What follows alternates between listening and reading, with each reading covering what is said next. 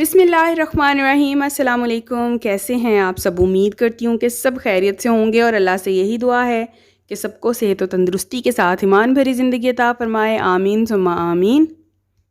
आज बहुत ही मज़ेदार अरबी गोश्त की रेसिपी शेयर कर रही हूँ आपके साथ। मैंने इसको मटन में बनाया है, आप चाहें तो इसको बीफ में बना सकते हैं या चिकन में भी बना सकते हैं। सबसे पहले मैंने अरबी धो के तो उसको अच्छे तरीके से सुखा के और फिर काटा है। इस तरह से अरबी जो है उसमें लेस बिल्कुल भी नहीं रहती है। आप इसको छील के अच्छे तरीके से धो के रख दें। जब अरबी सारी अच्छे से खुश्क हो जाए फिर इसको काटें तो बिल्कुल भी खारिश भी नहीं होती हाथों में, और ना ही जो अरबी है वो लेसदार बनती है। अब ये देखें कितनी ज़बरदस्त सी अरबी हमारी रेडी हुई है। मैंने इसको अच्छे तरीके से काट लिया है। अब इसको हम फ्राई करेंगे। कटिंग भी आप किसी भी शेप में कर सकते हैं, मैंने यहाँ गोलाई में काटा है। घी को गर्म करने के बाद हम इसको सिंपली फ्राई करेंगे। कुछ भी नहीं लगाया, ना नमक लगाया है, ना हल्दी, कुछ भी नहीं इसको लगाया।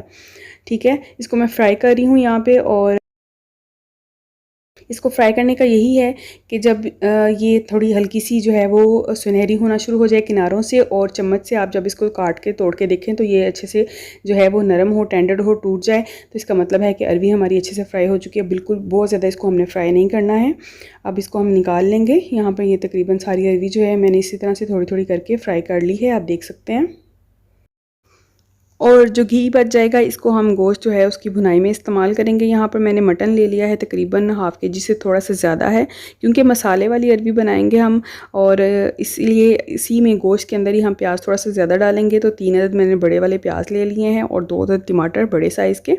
साथ में मैं लहसुन डाल रही हूँ, और इसमें से कुछ फ्रीज़ था, कुछ जो है वो फ्रेश लहसुन है, इसलिए लहसुन का कलर जो है वो आपको 2 शेड्स में नज़र आ रहा है। हम इसमें पानी शामिल करेंगे, तकरीबन आधा ग्लास या 1 कप के करीब पानी शामिल कर रही हूँ मैं। ठीक है, डिपेंड करता है कि गोश्त जो है वो फ्रीज़ हुआ है कि नहीं। इसमें नमक, मिर्च और हल्दी जो है वो आप अपने टेस्ट के अकॉर्डिंग शामिल करेंगे। और मैं घी जो है वो साथ ही डाल रही हूँ जिस घी में मैंने अरबी फ्राई की थी। फिर देखेंगे कि और घी की हमें ज़रूरत पड़ती है कि नहीं। और इसको मैं तकरीबन 5 मिनट जो है वो विसल में पकाऊंगी इसको, और इसके बाद जो है हम इसको निकाल लेंगे।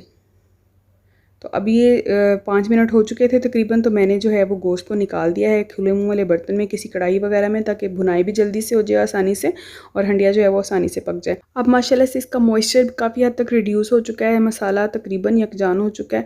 तो गोश्त भी हम चेक कर लेते हैं। देखें गोश्त भी जो है वो तकरीबन गल चुका है। ठीक है, तो हम इसकी बस भुनाई कर लेंगे अच्छे तरीके से। साथ ही इसमें मैं डाल रही हूँ पिसा हुआ सूखा धनिया और पिसा हुआ ज़ीरा जो है वो 1-1 चाय का चम्मच, और इसको हम अच्छे से भून लेंगे। जब मसाला सारा भून जाएगा अच्छे तरीके से और घी ऊपर आ जाएगा, तो फिर हमने जो अरबी फ्राई की थी वो शामिल कर देंगे, और 4 से 5 मिनट इसकी अच्छी सी भुनाई करेंगे।